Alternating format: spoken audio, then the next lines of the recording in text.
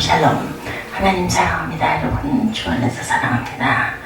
오늘 열왕기상 12장 말씀 33절까지 함께 교독하는 시간 가졌습니다. 우리 북쪽 지파들이 배반을 하는 사건이 일어납니다. 그리고 우리는 어떻게 섬기고 가야 할 것인가, 이런 부분을 가지고 함께 은혜를 나누도록 합니다. 솔로몬이 죽고 그의 아들 르호보암이 뒤를 이어 왕이 됩니다. 온 이스라엘 백성들은 그를 왕으로 추대하기 위해서 세겜성에 모이죠. 이때 여로보암이라는 사람이 애굽에서 돌아와서 백성들 틈에 있었어요. 그는 에브라임 지파 사람으로 솔로몬 왕 시절 각종 큰 공사에서 현장 감독을 했던 사람이죠. 솔로몬은 여로보암 청년이 각종 공사 현장에서 탁월한 지혜와 성실함을 보여주었기에 그를 크게 발탁해서 현장 감독관으로 세웁니다.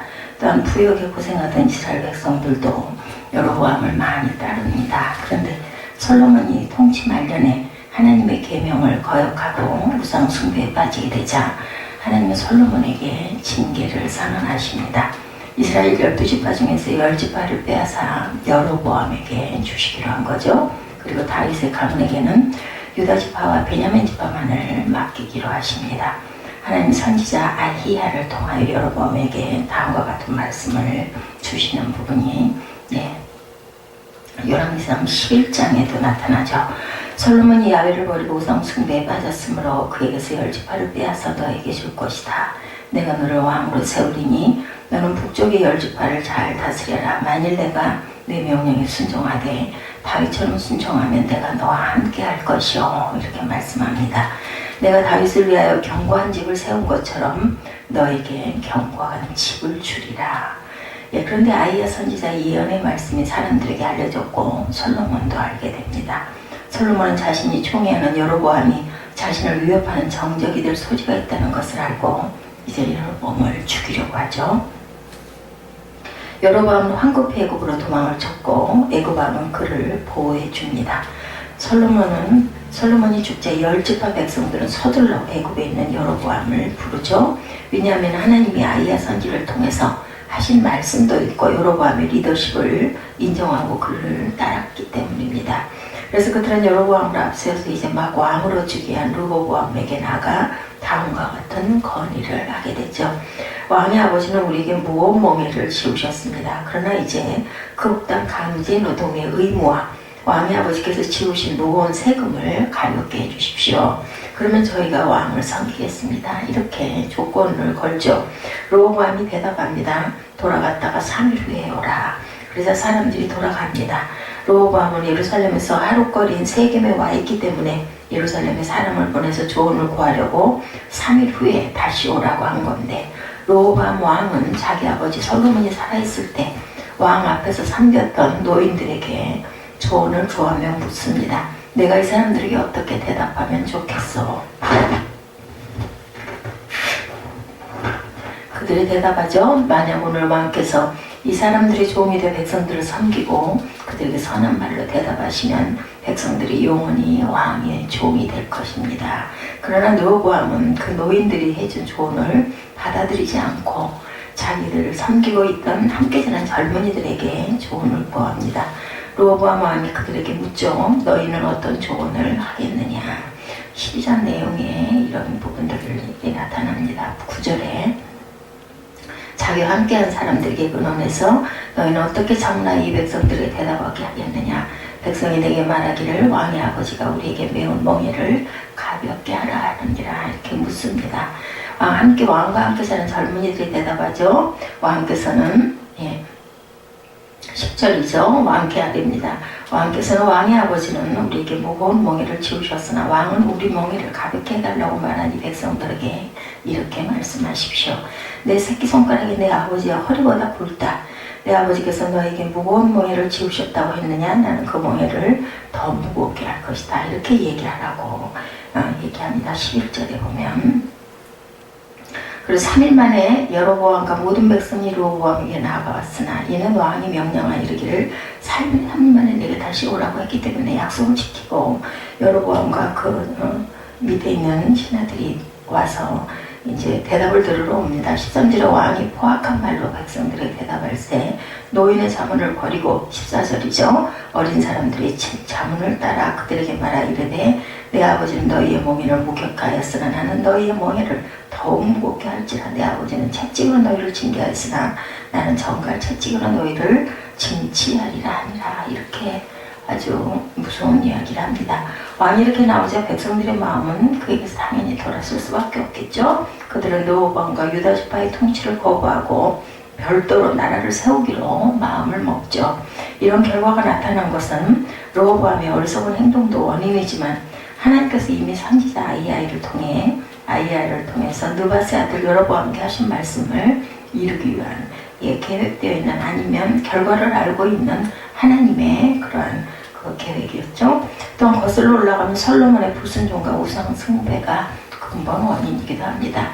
열지파 백성들은 르호보암이 자기들의 권유를 전혀 받아들이지 않는 것을 보고 왕에게 아주 당돌한 태도로 말합니다. 우리가 다윗과 무슨 상관이 있는가? 우리가 이세 아들에게서 무슨 유업을 받겠는가? 이스라엘의 네 장막으로 돌아가라. 다윗이여 당신 집안이나 돌아보라. 이렇게 하고 떠납니다. 17절에 보면 그러나 유다 성읍들에 사는 이스라엘 자손에게는 르호보암이 그들의 왕이 되었더라. 이래서 남과 북으로 나뉘죠. 18절에 르호보암 왕이 역군의 감독 아드람을 보냈더니 온 이스라엘이 그를 돌로 쳐 죽인지라. 르호보암 왕이 급히 수레에 올라 예루살렘으로 도망을 하는 사건이 나타납니다. 여로보암 왕은 어리석기도 사태의 심각성을 이렇게 파악하지 못했다는 거죠. 북쪽의 열지파가 자기에게 완전히 등을 돌렸음에도 불구하고 부욕과 공사 책임자로 세운 아도람 장관을 북쪽 열지파를 보냈다가 그만 이러한 아주 기가 막힌 그러한 사태가 돌발이 됩니다. 르호보암은 사태의 심각성을 이제야 깨닫게 됩니다. 병거를 타고 예루살렘으로 도망을 쳐서 간신히 목숨을 건지죠. 북쪽의 열지파 백성들은 여로보암이 애굽에서 돌아왔다는 소식을 듣고 여로보암 앞으로 일제히 모입니다.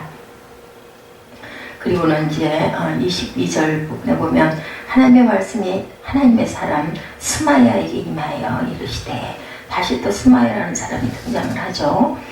그리고 그들 회중 앞으로 불러내 북쪽 열지파를 다스릴 왕으로 여로보암을 세웁니다. 반면에 남쪽에는 르호보암이 유다 지파, 베냐민 지파를 다스리게 되죠. 이 왕국을 남유다 왕국이라 부릅니다. 이렇게 나뉩니다. 사울이 왕이 된 이후로 하나의 왕국이었던 이스라엘은 솔로몬의 타락과 르호보암의 어리석음 때문에 두 개의 왕국으로 분열이 되게 됩니다. 결국 목숨을 건지고 예루살렘으로 돌아온 르호보암은 다시 한번 또 어리석은 행동을 합니다. 자신에게 반기를 들고 독립해 나간 북쪽의 열지파를 응징하기 위해서 전쟁을 일으키죠. 유다 지파와 베냐민 지파들로 군사를 모으니 18만의 군사가 모이죠. 그런데 이때 하나님은 선지자 스마야에게 말씀을 하시죠. 스마야가 이제 여기에 등장을 하게 되죠. 너는 유다 왕 르호보암과 유다 베냐민 온 지파 백성들에게 말해라. 여호와께서 말씀합니다. 너희는 올라가지도 말고 내 형제 이스라엘 자손들과 싸우지도 말아라. 너희는 각자 집으로 돌아가. 이 일은 내게서 나온 것이기 때문이다. 그러자 르호보암과 남유다 백성들은 야훼 말씀에 순종해서 집으로 돌아갔습니다. 그들의 마음에도 동족끼리 싸우고 피를 흘리는 것을 원하지 않았기 때문이죠.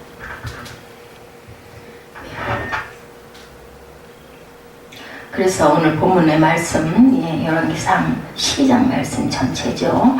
우리가 생각해볼 교훈을 봅니다. 이제 남과 북이 나눴어요. 르호보암이 어리석은 행동과 교만으로 인해서 북쪽에는 열지파, 남쪽에는 유다와 베냐민 지파 이렇게 해서 남과 북이 나눕니다. 이 사건을 통해서 우리가 생각해볼 교훈을 봅니다. 솔로몬은 섬김을 잃어버렸어요. 그렇죠. 그러므로 인해서 이 나라가 나뉘게 됩니다. 북쪽의 열지파들이 왜 솔로몬에게 큰 불만을 갖게 되었을까? 그것은 솔로몬의 섬김의 리더십을 잃어버리기 때문이다. 열왕기상 3장 9절에 보면 누가 주의 이 많은 백성을 재판할 수 있사오리까? 지혜로운 마음을 종에게 주사 주의 백성을 재판하여 선악을 분별하게 하소서. 이렇게 기도했었죠. 일천 번제를 드리고 하나님께서 네가 나에게 뭘 원하느냐 했을 때 지혜로운 마음을 달라고 했습니다. 왕이 되었을 때 정말 섬김이 충만했던 솔로몬이죠. 그리고 정말 제사를 아주 풍성하게 열심히 잘 드렸던 그러한 그 믿음도 아주 좋았던 솔로몬이었습니다. 백성들을 잘 섬기고 싶어 해서 하나님께 지혜를 구하죠. 하나님은 그의 이런 마음을 급적하게 여기고 그에게 지혜도 주시고 구하지 않은 부와 명예까지도 주십니다. 그런데 그는 나이가 들수록 백성을 섬기는 무엇보다는 눈에 보이는 성과를 쌓는데 한이 됩니다. 통치 초반에 성전 건축과 왕국 건축을 하죠. 20년이 걸려서 합니다. 그래서 그는 그 이후에 국경지대에는 성읍을 높고 견고한 성벽을 쌓는 일에 몰두를 해요. 자기 나라를 튼튼하게 하기 위해서. 그리고 그 역사를 끊임없이 계속 이렇게 그 공사를 하고 역사를 하니까 백성들이 너무너무 힘이 들죠. 세금도 과중했습니다. 부역도 대단했습니다. 그러면서도 솔로몬은 자기 집안 유다 지파 백성들에게는 세금과 부역을 적게 합니다. 그러니까 굉장한 편애를 했다는 거죠. 자기 집안 유다 백성들에게는 부역을 적게 하고 세금도 적게 하고 나머지 북쪽의 10지파는 솔로몬과 유다 지파에 그래서 반감을 가질 수밖에 없었습니다. 이스라엘 왕국의 분열의 원인에는 이처럼 솔로몬의 섬김, 편파적인 그러한 차별, 그죠? 이런 부분들이 이유가 되죠. 솔로몬이 섬김의 리더십을 보여주지 못하고 백성들에게 군림하는 권위적인 모습을 보고자 하는 게 바로 아들 르호보암이었다라는 것. 어떤 가정이 있는데 가정이 남편이 기회가 있을 때마다 집안일을 돕고 아내를 위해주는 것을 자녀들이 보고 자라면 그 자녀들은 훗날 화목하고 행복한 가정을 이루고 가죠. 그들은 아들이 결혼해서 아버지처럼 섬기는 남편이 되고 싶고 될 것이고 딸은 아버지처럼 아내에게 자상하고 잘 도와주는 남편을 얻게 될 것이기 때문이죠. 그러므로 솔로몬처럼 한때 잘 섬기다 섬김을 잃어버리는 사람이 우리는 되어서는 안 되겠다. 두 번째, 르호보암은 섬김을 또한 거부합니다. 오늘 본문에 보면 르호보암이 왕이 되자 북쪽의 10지파는 그에게 과중한 세금과 부역을 줄여달라고 12장 부분 보면 10절 이상 그 위를 보면 간절히 요청을 했어요. 이제 솔로몬 왕이 돌아가시고 당신이 왕이 됐으니까 우리 부역과 세금을 좀 낮춰주시면 우리가 왕을 잘 섬기겠다고 10지파가 찾아와서 얘기를 했을 때 절대 그거를 듣지를 않았죠. 르호보암은 이에 대한 결정을 곧장 내리지 않고 주변 사람들에게 조언을 구했는데 노인들의 그런 그 원로들의 말은 듣지 않고 자기와 함께 자랐던 청년들의 이야기를 듣고는 더 과중하게 내가 채찍도 더 정갈의 채찍을 가지고 내가 너희를 다스리겠다 이렇게 하는 바람에 그만 완전히 떠나버립니다. 12장 7절이죠. 왕이 만일 오늘날 이 백성의 종이 되어 저희를 섬기고 좋은 말로 대답하여 이르시면 저희가 영영이 왕의 종이 되리다 이렇게 얘기를 했는데 그랬는데 그만 그것을 거부합니다. 그들을 꽤 심하게 여기지 말고 좋게 대답해주고 잘 달래서 돌려보냈어야 되겠죠.